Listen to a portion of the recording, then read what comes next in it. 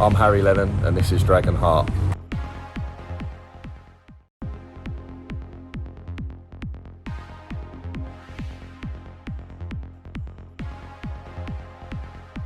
Welcome to Dragonheart. I am joined by Bill and Mark. Unfortunately, we haven't won the league. How are you feeling after that, boys? Not too disappointed. Me and Mark were lucky enough to catch up a little bit earlier in the week, and I think it was one of those.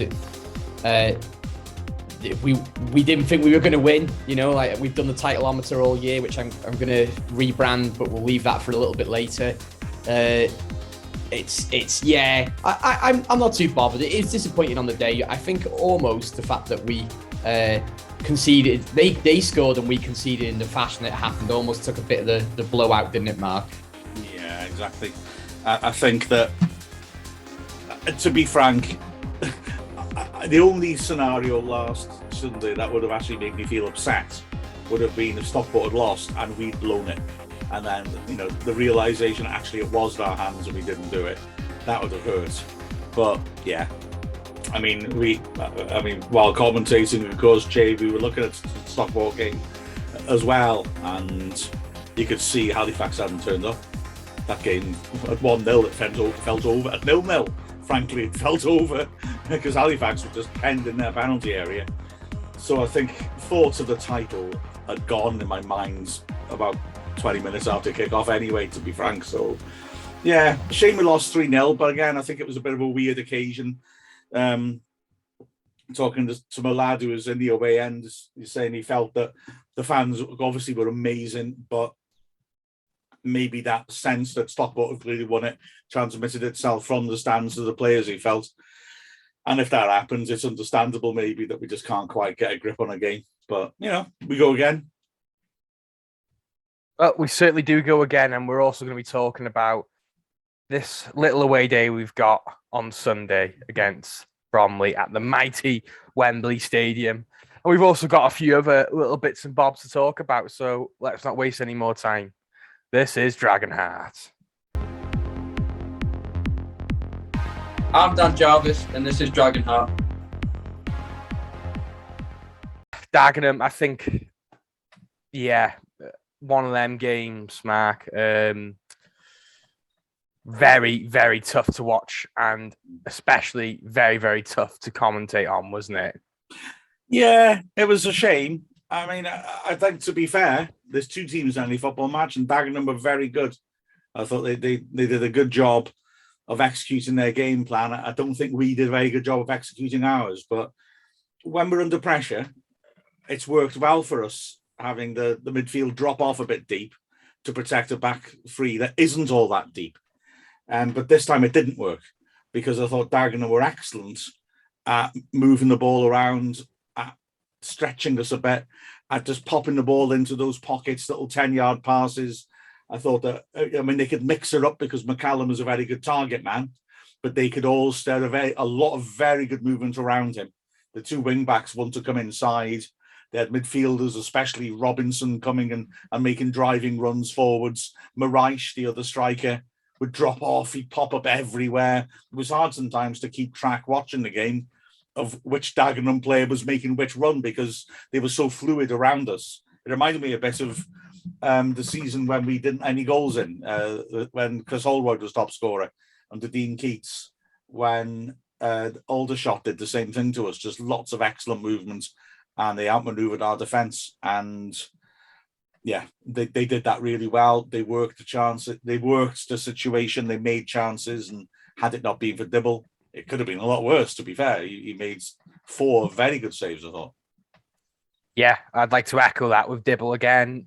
He's such an excellent goalkeeper first level. Could easily be a number one at most teams at this level. And I think to have a second keeper of his caliber, it showed on Saturday. If it wasn't for him, it really would have been a bloodbath, wouldn't it, Bill? Yeah, I think, Dibble's one of those players who's a little bit unfortunate in that his mannerisms and the way he maybe approaches the ball sometimes make him look worse than he actually is. You get that odd little fumble after a save that you know, for recently hasn't actually resulted in any sort of issue. But people will see that and think he's rubbish because he's fumbled it. Well, what does it matter if he then recoups the ball afterwards? You know, it's such a tough situation because he keeps us in the game completely, and how can you assess it other than that? You know, he's had 3 goals going past him, and he's probably man of the match. It's a tough day at the office for him, wasn't it? Busy day at the office. I got to admit, in my pathetic goalkeeping career myself, I used to quite enjoy games like that. Admittedly, if I was playing for Wrexham, I wouldn't be enjoying it. But you know, I quite like being kept busy. But yeah, like I say, he was very busy. We couldn't blame him for any of the goals, and that the saves were very impressive. I'd also say that he did have a little flaky moment at the end of the first half, because their disallowed goal, I'm really not quite sure what it was disallowed for, and certainly he missed the cross. He was very angry with the referee saying that he'd been fouled, so fair play. Maybe he had been fouled, but he was a little lucky, I think, to get the decision, I thought. But no, he's done really, really well. I take your point, Bill, about sometimes with goalkeepers might look scruffy, but if the bottom line is, are you costing us goals or giving away chances? I think that's a good point, well made. And you know what? It kind of provokes me into an early Uncle Griff's bedtime story, if you'll indulge me. Uncle Griff's bedtime stories. And this is right. This is revisionist, right? People don't agree with this. I'm telling you.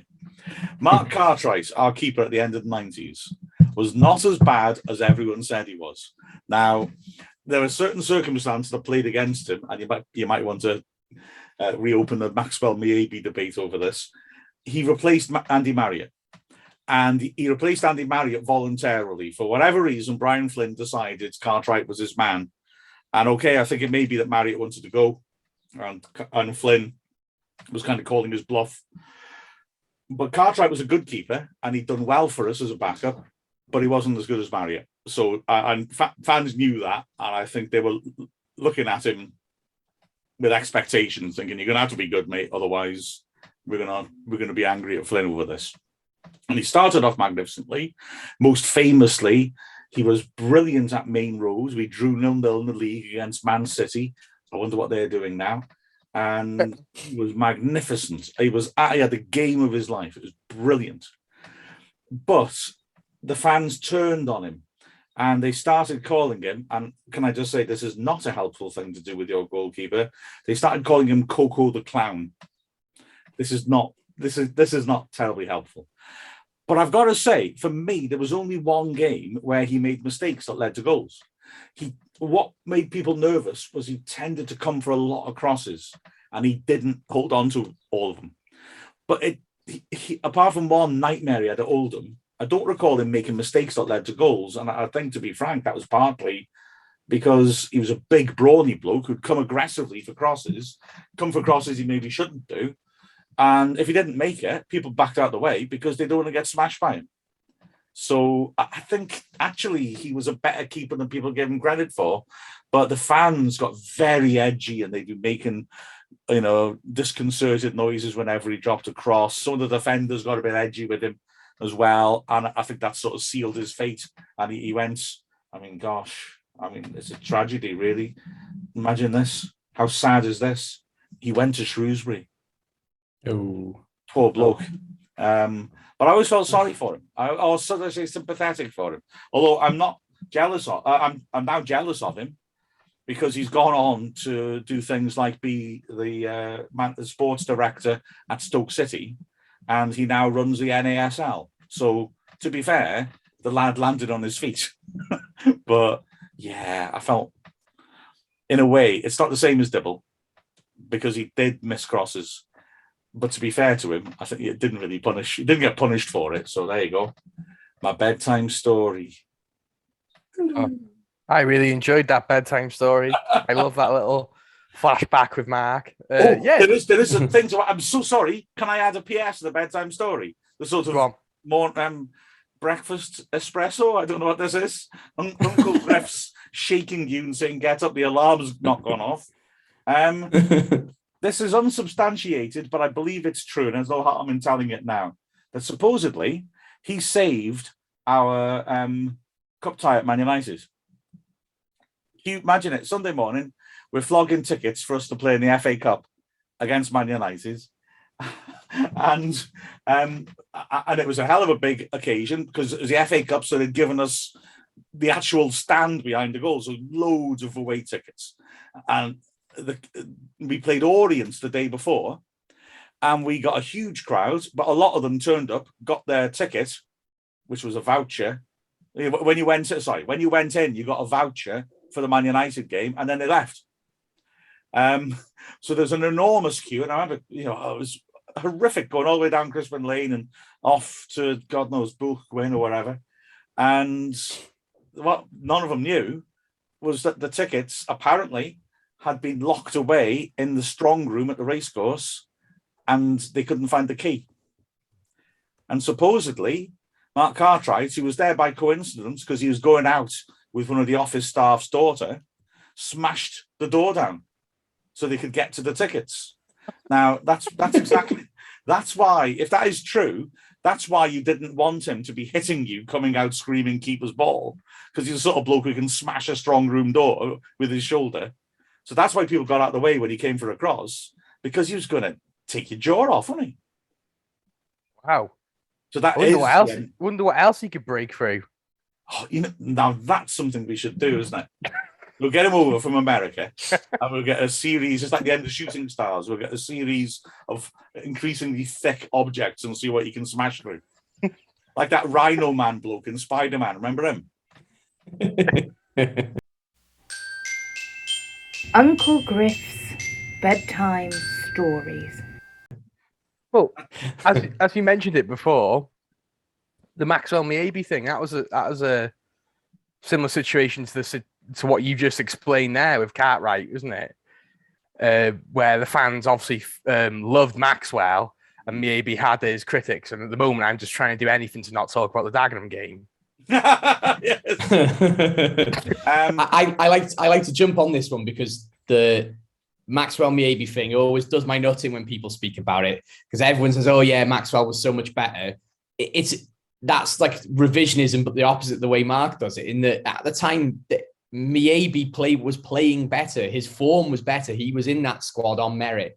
I'm sure everyone would have preferred Maxwell to be playing in terms of the branding and the fact that, he was a young Welsh lad that come through the youth system and everything. But Miabi played better. And okay, fair enough, Maxwell's obviously gone on to have a better career, but I don't like that. I've got a lot of time for Miabi. He's one of Wrexham's greatest characters, I think. He deserves a little bit more respect sometimes. I come at that from the exact opposite direction, I'm afraid, Bill. I was very much in the Maxwell court, and there is actually a little weird reason for it, but how many bedtime stories can we take in one go? However, I do think that the revisionist thing has been, I think now people look at maybe a bit more like a figure of fun a little bit, whereas Maxwell is seen as a solid keeper. I think, to be fair, I think that the fan base at the time, the way I saw it, was split. There was a lot of arguments about who, it's like Team Miabi and Team Rebecca Vardy sort of thing, And 100%. I agree. I'm not disagreeing with that. That's what it was like at the time. But there's a lot of people now who say Maxwell was the best at the time. When you think, did you think that back then, or were you just saying that because Maxwell's gone on to play for Preston and whoever else? Sorry, Mark. I'll carry on. That's fair enough, and I'm going to be clear on this. I was always Team Maxwell. I always thought he was a better goalkeeper, but I think because of this weird antagonism between the Wrexham fans over it, I think Miabi has afterwards got a raw deal because people have maybe, like you say, have jumped on the Maxwell bandwagon and have underrated Miabi. Plus, as we heard when he was a guest on the show last season, his last games for Wrexham, when he did play badly, he had a really bad Achilles injury and he should not have been playing. And he pushed himself because Wrexham needed him to, and he played badly. He let in poor goals, and if you remember the Andy Bishop hat-trick against Gateshead, but we won 3-2, and the opening goal for Gateshead is basically a shot from outside the box straight at him, and for some reason he just falls over backwards and it just goes in. But to be fair to him, he could barely walk, and he kept it quiet. So, you know, I got a lot of time for Miyabi, but I think the fact that he's not taken on his own merits, he's measured against Maxwell, makes people, myself included, look for flaws sometimes. But I feel he can look back at him. For me, Maxwell, Miyabi, and I apologise to Rob Laneson for saying this, because I think he's an excellent goalkeeper.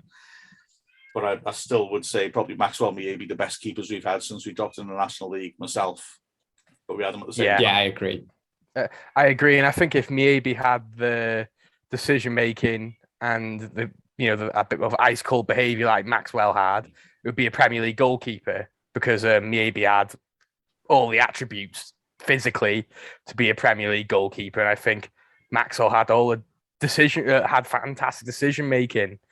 So if you could combine Chris Miyabi, they'd be a fantastic goalkeeper, like a world-class goalkeeper. Anyway, shall we talk about Dagenham? Because we've tried everything but not talk about it. Because let's be fair, the second half wasn't great, and 55 minutes in, Junior Marias gets a goal. What was your thoughts at that point, Bill? I mean, as soon as Stockport scored, and like Mark said, you could just tell it was over, to be honest. So when the Dagenham goal went in, it was like, well, you're looking for 3 goals to go your way, two for us, and 2 for us and 2 for Halifax. And that's like, it was as big enough of an ask as it was, and that's just added pressure. I think Mark's, Ben was right, and I've heard from other people as well that as soon as that atmosphere drops, the players are going to sense it, aren't they? You know, you can't expect them not to. They're only human. A big crowd like that were, didn't necessarily hear it, but were apparently very, very noisy, and we can come on to that a little bit later. Yeah, it's one of those, isn't it, Chay? I mean, what can you say? It's the same for all 3 goals. I think you can't completely blame switching off, because there's obviously a tactical element. No team beats a team like us 3-0, regardless of the situation, without being able to put in a very good performance and do a good tactical job. But at the same time, just disappointed after that first goal goes in. It was the whole thing was a bit soft, wasn't it? The whole performance was a bit soft. Well, yeah, and then Paul McCallum finishes the game off, doesn't he, Mark? Then really, the 80th minute. It was a soft header, wasn't it? It was a bit too easy. I think it was Ben Tozer at the time, wasn't it? Who was marking him. I could be wrong, but I think it was all just a little bit too easy, the second goal, wasn't it, Mark? Yeah, and me being caught out earlier in the half with a short corner that it worked back to Weston, and then he put it in from the edge of the box, and we got caught with it again, which is, again, the sort of thing that managers get very angry about. You want your players to see a problem and then make sure it doesn't happen again, but it happened twice to us. So, yeah, that was frustrating. But again, I mean, the other thing is we're sort of thinking we've got to chase this game. We can't equalise. We've got to win it. Now, when it organically happens, like at Halifax, fine. But when you're really thinking, oh my gosh, we need 2 goals, you do maybe start to think, not so much switching off, but thinking about getting there up the other end, when you should be thinking about defending this corner. Players, I'm not saying in this case, but how many times do you see a team so desperate to score that they don't use the ball very well because they're so desperate to get the ball to a teammate, so that they make the wrong decisions because they're not thinking straight. And maybe that's why we weren't totally focused on the short corner. Plus, of course, let's not forget, we'd made a lot of, the substitution after each goal we conceded, and we changed our shape. And, maybe people don't talk about this enough, but when you change your team like that, you can sometimes get a bit mixed up who's marking whom. I'm not saying that happened in this case, but, we've changed our shape, we've altered things around, and maybe after that first short corner, they've said, right, you get across and make sure next time we've got 2 blokes over there, but maybe that second guy has just been subbed, and the sub comes on and nobody said to him, and somebody goes across there. So the little things like that can make a difference. But I think just bottom line, I thought that the key thing is Dagenham played really well, and I was very impressed with them. And the second important thing is that I don't think that's something that really influences what we do going on.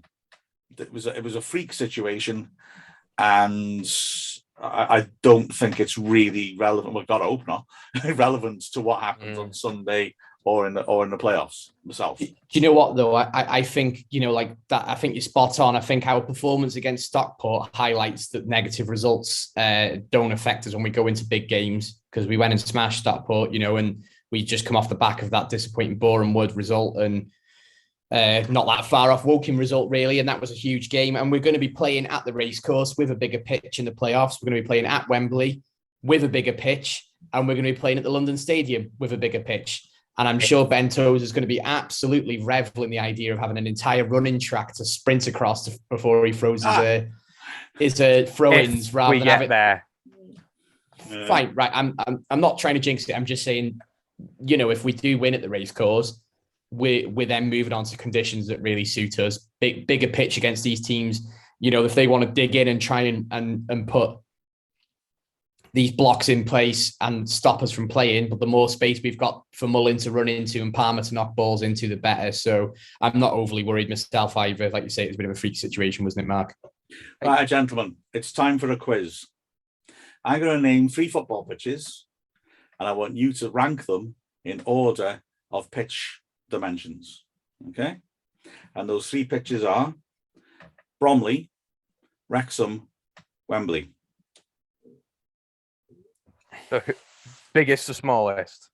Yeah, if you want. Right. Remember what Dave Clifton said? Dead air is a crime. I'll just right. Okay. I'll say Wembley's obviously the biggest, and then I'll go Bromley second biggest and Wrexham smallest. Bill? Yeah, I think I'll go with that because I know Wrexham have shortened the margins over the years, haven't they? The touchline used to go right up to near to the barriers in the past, and now there's a little bit of a gap, isn't there? So I think I'll go with that as well. Well, I researched this because I was thinking Bromley long ball team cause problems at home. Maybe it's because they got a small pitch and so they can knock it and then get their midfielders up quickly and then press and pin you in. So I researched this, and the smallest is Wrexham, 103 meters long, 66 meters wide. Second smallest is Wembley, which is only a tiny bit bigger. Wow. 105 times 69. And Bromley's pitch is massive, 110 times 73. Wow. So Bromley's pitch is enormous. Yeah. Wow. So I really didn't expect that at all. The maximum dimensions are 120 by 90, and theirs are 110 by 73. The minimum is 90 by 45, and we're 103 by 66. It's funny that, isn't it? Because Wembley's like notorious for having a big pitch, isn't it? Or like, like whether it actually has one, but there's that reputation of the pitch being massive. There's a lot of psychology, I suppose, with the size of the stadium affecting, because the new camp, everybody thinks it's a bit massive pitch, but it's actually really small because of the way the ground's built, isn't it? They can't expand the pitch size. They just have, because it's built into the ground. Yeah, it's they can't expand where the field is any more than it is. So yeah, Wembley. But, yeah, fair enough. So maybe the fact that the pitch is a bit smaller than Bromley's might go in our favour. Well, it makes you wonder as well, the racecourse. I mean, with our pitch being small, it does certainly help Tozer to put the ball anywhere he wants in the 6-yard box. And also, we are very good at pressing at home. And is that part of a reason why we don't get a grip of away games sometimes? That there are too many ways out? If we try and press on a bigger pitch, it might be a bit easier to find a way through, possibly. I don't know. At least Wembley's not too much bigger than Wrexham anyway. Yeah, so we're all right there. Yeah. The thing that you just said, sorry. Well, I was just going to give my final thoughts on the Dagenham game, really. As I said, I'll agree with you both, actually, that I don't think it's actually going to affect us too much. It was a bit of a freak game. However, I do think if we do lose on Sunday, that may affect us morale-wise. I think we may get a little bit desperate. So, well, let's not waste any more time. After this, we're going to talk about that final on Sunday.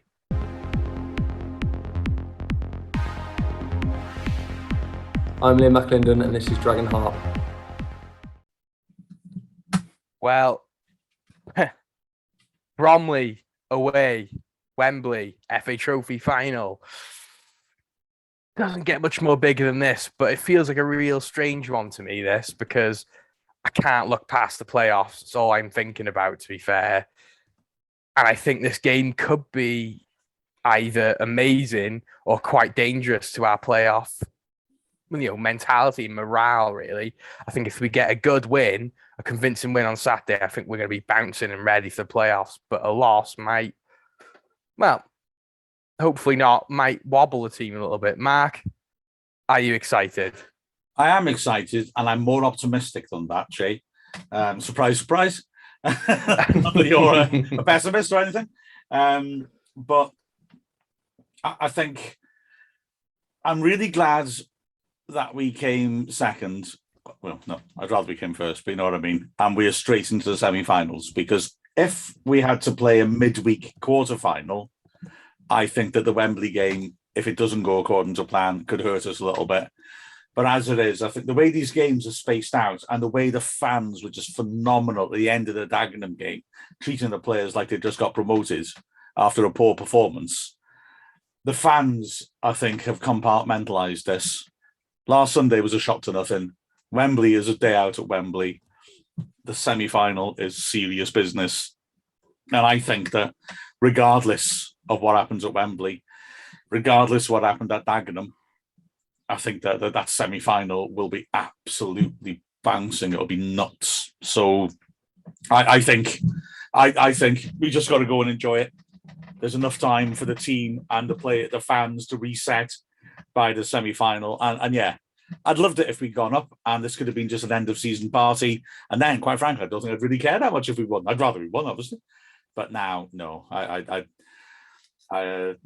I think the semi-final is a different matter. And yeah, I think we'll be revved up for that, as Bill said, on a familiar home pitch to get at our opponents, whereas this weekend is more of a cool experience, I think.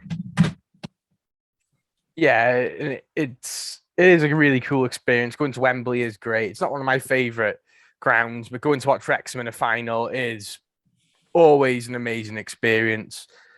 Bill, this is your second FA Trophy final, I believe. You missed a good one, so hopefully this will be the second hopefully good I'm one. not a jinx. Yeah.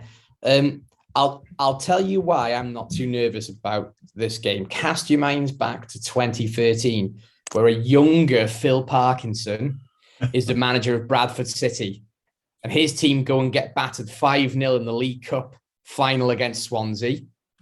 And then he goes on that season to go and get Bradford promoted. So as a pro, as a manager, I think he's clearly got the ability to pick his team back up after disappointing losses. So win, lose or draw, I'm not overly worried about how the trophy goes. Secondly, we've got a bunch of players now who, unlike the first couple of times we played in the trophy, especially the second time, have kind of been there and done that with Wembley. There was a really good thread on Twitter by an account called the Wrexham Lowdown that broke down all the different players that have been in different Wembley matches, and almost all of the ones of our squad that have been involved have actually won. One player, Ollie Palmer, had lost one, but he'd also won a game at Wembley. I can't remember off the top of my head which the games were. And another player had been a loser, but pretty much everyone else had won at Wembley. So we've got a winner's mentality. We've got a squad there who have got that ability to go and perform in big games. And I think we've seen over the season that they're able to put compartmentalized performances and still go and perform afterwards. So I'm not quite as negative. Now, whether we'll win or not, I'm not 100% certain. Maybe the negativity will kick in there. I'm just not overly worried that it'll bother us too much if we don't win. I hope not.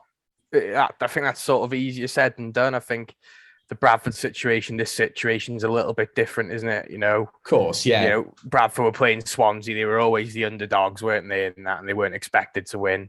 This time, Wrexham are expected to win. We are playing a side that isn't as good as us, but I wouldn't like to say that too quickly, because I do believe Bromley are a good side, and I think in both ties we played in this year, they're one of the sides that have actually, you know, without beating us, of course, there's actually a little bit of problems. They've got some good players.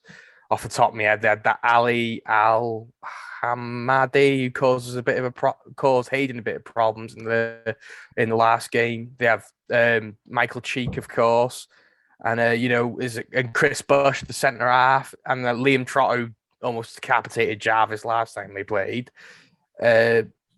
Yeah, they're all very solid players, aren't they, Mark? And they're a very well organised, oiled team. They are, and I have a lot of respect for them.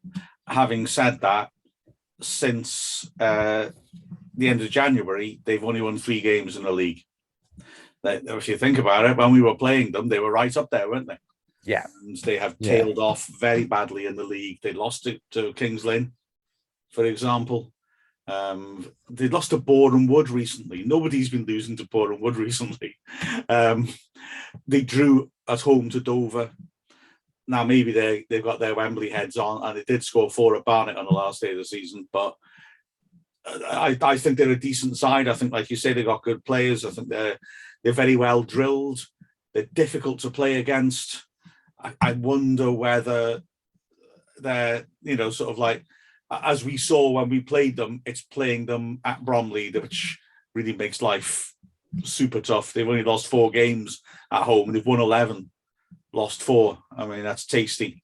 Whereas away, they've lost 9.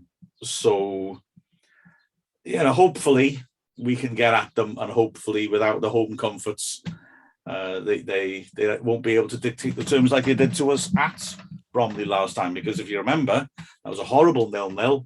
Where we just couldn't really get a grip on the game because they were long ball forcing us back, and we just couldn't quite get the game played in the way we wanted to, which was very frustrating. Well, the home game was quite tough as well, wasn't it? They had an early red card, and I think with Trotter on the pitch, I think that could have been a different game too.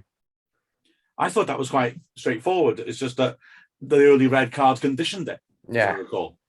But I mean, they're certainly not to be underestimated. But I mean, look at our form since late January compared to theirs. I mean, we are strong favourites for a reason, aren't we? Let's be honest.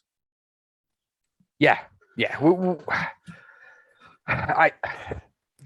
look for their team and our team, man for man. They're a good National League side, aren't they? In all fairness, you class them as a couple of strong additions. They could easily make a good shout for the playoffs next season. I think throughout the pitch, I think we are the better side. I can't really see, looking at their lineup on their bench, that they really have many better players than ours. And I think the only ones that would really make the squad would be someone like Michael Cheek, and he'd also be sitting on the bench to Mullen and Palmer, wouldn't he? Which says a lot. But again, it's a cup final. There's a lot to play for. Form can go out the window in a big occasion like Wembley, can it, Bill? Yeah, it certainly can. You only have to look at the one time I've been to see Wrexham Wembley. Oh, well, both times actually, but the FA Trophy final I went to, where North Ferriby, some team from the middle of nowhere, come and smash us, in a lot of respects. And it's easy to forget we were 2-0 up until the 70-odd minute in that game, and it ended up being 3-2 at one point. And these games light a fire under players who might never get a chance to go to Wembley again, on both sides, So, got to respect them as opponents, got to respect the occasion, and hopefully we just go and do the business. I can't be bothered with extra time, though. I'd rather they just beat us in 90 minutes. We don't need that extra 30 minutes, do we? And all the added stuff that comes with it. I don't know. They didn't beat us in 90 minutes. I'm going to be honest with you, Bill. That's all right. I'm not being 100%. I'm not being 100% serious, but it would just be a bit disappointing if we had to drag it out into extra time because of the fatigue side of things, really. It's just what time do you get home? Isn't it? and there's that as well. And it's a long day, isn't it? If you got an extra half an hour and penalties on top. Well, right. Here's a quick fire question to you both. Then, will there be any changes to starting 11? Would you make any changes to starting 11? Bill, you go first. Unless there is background injuries, no. Okay, Mark. We know now that Bryce Susanna had a knock-on training on Friday. Is he fit now? If he's fit, I think I start him at right wing back. Do I change anything else? I don't think so. Although there's a part of me says that if you need to refresh the team, we do have O'Connor on the bench. I don't think any of our midfielders deserve to lose out, but I do think O'Connor is a very high-class player who, on big occasions, would be a very useful asset. But I guess that's why managers get paid to make big decisions, isn't it? Because I think leaving one of our midfield trio out at the moment would be a massive, massive call. But O'Connor's class, so I think Hosanna, I would genuinely consider him. The other question is, Phil Parkinson did imply a fortnight ago that Aaron Hayden is being monitored. How fit is he? We've seen no sign of him since, so I'm assuming that maybe he's not near fitness. But I'd want to see him fit for the trophy. Otherwise, it might become a gamble to use him in the playoffs. Yeah. So I'd love You'd to rather see him get a run out, wouldn't you? You'd rather get him get a run out of some sort on Sunday, wouldn't you? Yeah. Test his fitness. If he makes a mistake and we lose the trophy, we know he's not ready for the playoffs then. But I think my one worry would be for not playing a full strength side is that these lads have done really well this season, and the ones that have played the majority of the games deserve to be rewarded. As much as I'd love to see from a football manager FIFA point of view, if I was playing a career mode on FIFA, I'd probably put all the kids out and all the reserves and everything just to get that game over and done with. But we're talking about real life, and these are players with emotions. If you're going to drop Luke Young for Tom O'Connor, well, that might be Luke Young's only chance to play at Wembley. And you're robbing it. He's played so well all season. You've potentially robbed him of that opportunity. So it's a difficult call, isn't it, Mark? Well, you're a sneak, you are, Bill, because I thought I'd skillfully sat on the fence, but now you've called my bluff. So I'm going to have to give a bit of specifics and say I'm not saying drop Luke Young. Right, I'm not saying. No. I never said that it, wasn't and I'm not intentional. saying it. However, I was more saying that just because I'd imagine James Jones. I think when I was looking at the players that have played at Wembley, I could be wrong, but I'm sure he was involved. But he's played at League One. He's been in big games, so it wasn't that I was expecting you to say Luke Young. It would just be one of them two, wouldn't it? It wouldn't be Jordan Davis, I don't think. But there's no place for sentiment in this. I think the bottom line is we're not going to write off the FA Trophy because it's a cup final.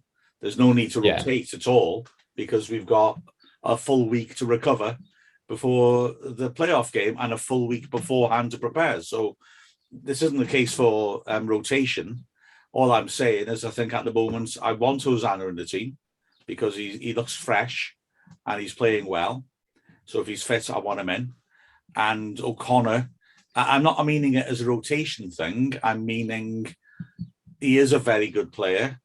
If we've had a little bit of a wobble, haven't we? Let's be honest, at the end of the season, not a massive one, but we had a couple of disappointing performances. Sometimes it's good to just have a little upgrade and put O'Connor in and say, okay, for the playoffs and for the trophy, all right, let's pop this lad in. He's class. Let's let him dictate the game. So I'm not meaning rotation. We pick our best 11 at Wembley. But I'm just wondering whether our best 11 might be slightly different from the one that played at Dagenham. That's all I'm thinking. To be honest, I'd probably echo everything you said there, Mark. Tough, Bill. Hear that? 100% agree. Of me. All right. It makes a change, doesn't it? It's usually negative longs over here. But yeah. And another quick fire question for you both. Your favourite and least favourite thing about Wembley? Bill, go. Oh, can I be controversial? Wouldn't it be disappointing if you weren't? Favorite thing is the occasion. Least favorite thing is the England national team and all the imagery around the stadium. I don't really like seeing all the England badges and everything. Sorry, anybody who's English, who's listening, who's a Wrexham fan, but it's not my cup of tea. I've got to say, I've got a greater complaint about the way the stadium is decorated. That I was at the Carabao Cup final this year, and as I was going down the steps leaving, they had different famous occasions on the ceiling as you walk down, and then they had concerts, like great bands, U2 and people like that. And the main one at the end was Michael Jackson. Now, I don't want to get drawn into this too far, but do we still put Michael Jackson things up? I thought we didn't. It felt an odd move for Wembley to make. I'm going to be honest with you. As long as they didn't have the North Ferriby versus Wrexham thing mentioned there. No, I think they go more down the Bobby Moore route than Andy Coughlin. Andy Coughlin. Right, Mark, what's your favourite and least favourite thing? I'm tempted to say my least favourite is when I was shown that video of someone behind the bar at Wembley at the Tyson Fury fight, scooping up leftover spilled pints and selling them for 40 quid. I'm not saying the same about, what was it? Wasn't this a 35 quid pick and mix with about 3 sweets in it? I think that's not so bad, because if you're stupid enough to pay that, I reckon it's right to charge you that. But no, I won't go for that. I'm going to avoid my usual complaints, blasting out Black Eyed Peas when the fans are trying to make atmosphere before and after the match. I'll leave that one. Don't know if I'm left now. Damn.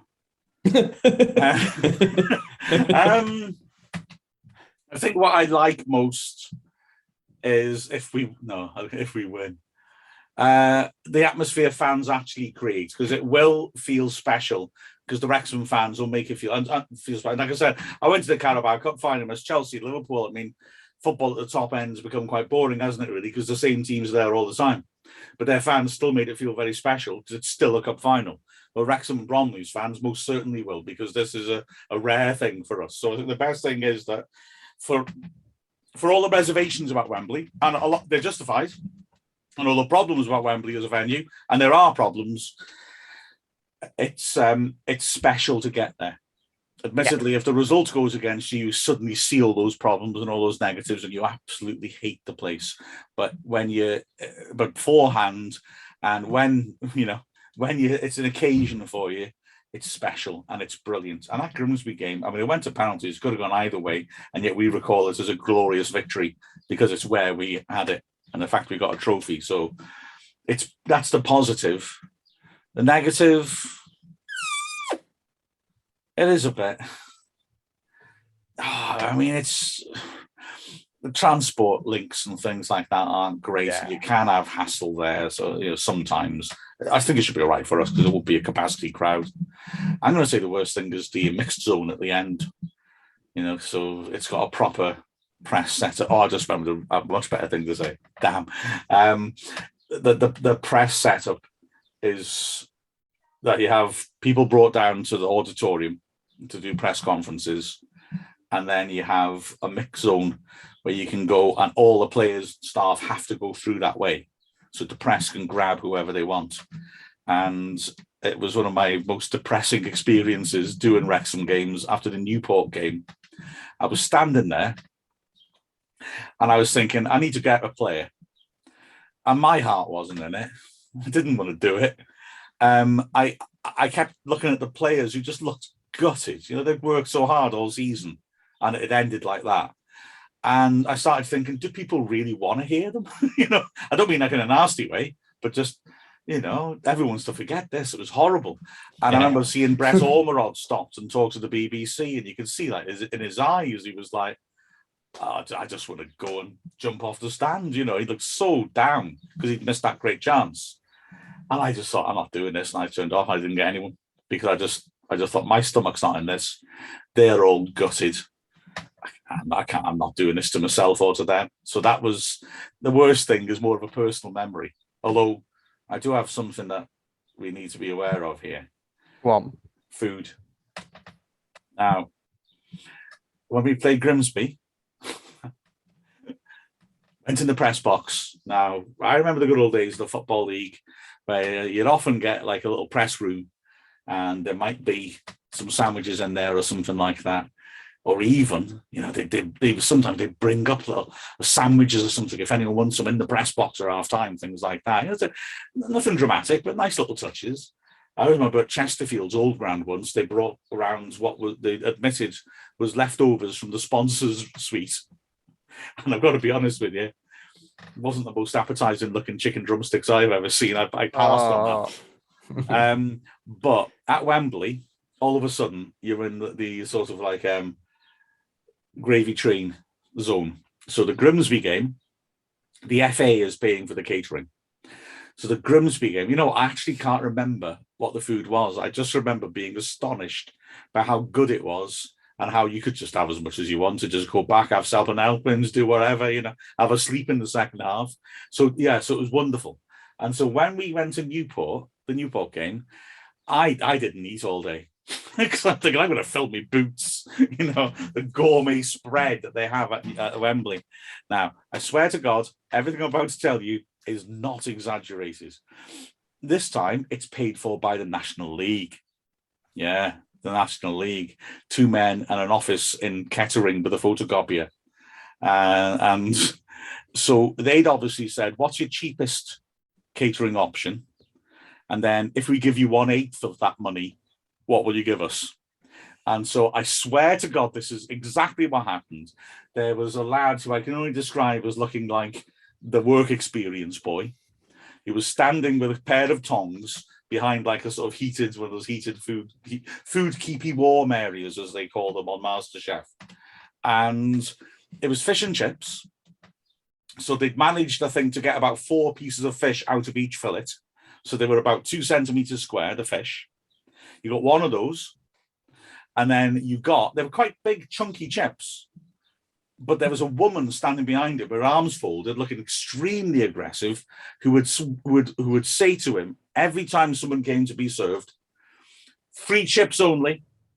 And so you would get a tiny piece of fish and 3 chips, right? 3 chips. It was in one of those, when you have like the paper cone to make it look attractive, that's an ironic paper cone, where you could fit the 3 in, a tiny paper cone, and that was it. And some people, because journalists are notoriously keen on getting everything they can for free and pushing their luck.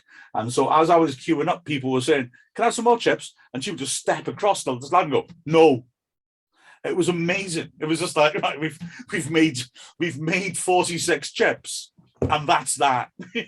There will be no more. Wow. You will get 3 each. I realize 46 is not divisible by 3. I'm sorry. And it was like, how many meals, feed a whole press box on 5 loaves and 2 fishes, but leave out the miracle. It was astonishing. Wow. So I don't know. I mean, I'm hoping as the FA are footing the bill, I'm hoping that it'll be a slap-up meal. But, well, I can't wait if it is a slap-up meal. Exactly. But I don't know now, will I regret having that £17.50 motorway service station prawn sandwich? Or will I wish I'd had one? I don't know. We'll see. We'll have to gamble, Mark. Do you reckon? Yeah, I think so. Fair enough. Anyway. I'll put a wrap in my bag just in case.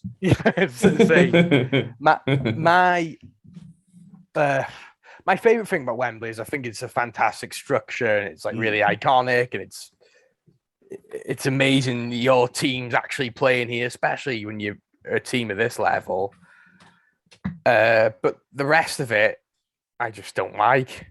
I got it quite brutally. I've had 1 good experience there, 1 okay experience there. It was for Wales, England, and 2 dreadful experiences in Newport. And then after North Ferriby, I never wanted to go to Wembley ever again. But yeah, it's one of them. I don't really feel like it's special because it's special because we're in a trophy final, but I don't find Wembley as special as to everyone says it is because it's nothing to me. I'm not English. I don't support the English football team. I think it could be any big stadium in the country, and it'd be as great because it's a final. But yeah, Wembley's nothing special to me. Well, can I ask you a question in that case? That's interesting. That if we get to the playoff final and it's at West Ham, does that feel like a disappointment, or would you say going to West Ham or going to Wembley, it's just the same thing? With them two stadiums, yes, it's the same thing. So if it was Tottenham, you'd be more excited than going to Wembley because that's a new, fabulous stadium. We've not been there. Yeah. I'm not excited for West Ham because it's looks like it's a stadium not built for football, mainly because it's a stadium not built for football. And it'll be a disappointment that we can't generate an atmosphere there. But if we were going to Spurs, I mean, you look at the crowd of Spurs against Arsenal in the week, or the weekend, whenever it was. But wow, they can really generate an atmosphere there. Even the Emirates, it's a ground I've not been to. I'd rather have it not been in London, but at the same time, at least we're going somewhere new, I guess. There's a lot of... Yeah, before Jay said that. I'm Luke Young, and this is Dragonheart. Well, for me, at the end of the day, the venue's pretty irrelevant to me. Wembley doesn't really mean anything to me. I've been there. It's a cool stadium. There's other stadiums, in my opinion, that have a lot more history in this country. Anfield, Old Trafford, St. James's Park, Villa Park, all have a lot more history and what have you. The only thing that's good about Wembley is that we have a chance to lift a trophy there. It doesn't mean any more than that to me. It's just one of them. But yeah, it's special. I suppose it's special because we have the chance to win a cup. But all I'm saying is the venue is irrelevant. Sucking the romance out of football since 2002. We could be playing at Queensway, and if there's trophies involved, it's as special as Wembley, in my opinion. Okay. I'm not quite as negative as that. I think it's a magnificent stadium, and I'd love to finally witness a win there. So, go on the town. Yeah, I think it's really exciting that we're there. Yeah, exactly. No, it's exciting that we're at a trophy. It's exciting that we're having our club being talked about on a national scale for footballing reasons as well as what off the pitch. Yeah, it's fantastic, but I'd be as excited if it was anywhere else. I've got a feeling Chay doesn't quite like Wembley. I'm not really sure what's leading me to that opinion, but you're a very perceptive man, Bill. It's like 15 quid for a hot dog. It's off again. Sorry. It's 15 quid for a hot dog, and it's a tenner a pint. No, anyway, go and buy your tickets, Wrexham fans, if you haven't already. Go and buy your tickets. Are you excited? Don't be dissuaded. Anyway, 5 hours in a coach going down to a glorified Greyhound track, apparently. Actually, the old Wembley was a Greyhound track, wasn't it? Shouldn't say that. Yeah, but a ground that had character and history. I saw one game in the old Wembley, and it was weird because I was in the front row, and it wasn't the best designed football ground, really, to be honest. And so I'm not a second row on the side, but like I said, it's got a Greyhound track around the pitch it had, and you were very low down. It was really hard to see what was going on because they had these weird, like, cover things, like wires over the Greyhound course as well. And I think it might have been to stop fans getting over the fence because there were fences then, and then getting on the pitch. And so it was sort of quite hard to see what was going on when your eye level was sort of pretty much pitch level. And of course, because of the crown on the pitch, you couldn't really see the players on the far side. You can only see them from the knee up because the middle of the pitch had risen and gone down again. It was all odd. And then the winning goal in that game was really bizarre. There was a charity shield, Liverpool against Everton, and Everton won 1-0, took a shot, hit the post. Bruce Grobbelaar was in goal for Liverpool. He turned around when the ball beat him, and as he pivoted on his right leg, his left leg swung around as he turned, and he inadvertently kicked the ball, which came straight back at his left leg, just straight into his net. It was one of the most brilliant own goals you've ever seen.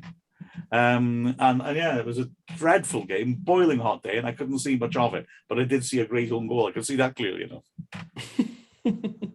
Let's hope which makes me in a minority, doesn't it? Really. Well, let's hope we see the Bromley keeper. Is it Luke Coulson? I forgot his name. He's a winger. Oh, who's that goalkeeper's name? Hey, let's hope he's in goal for them.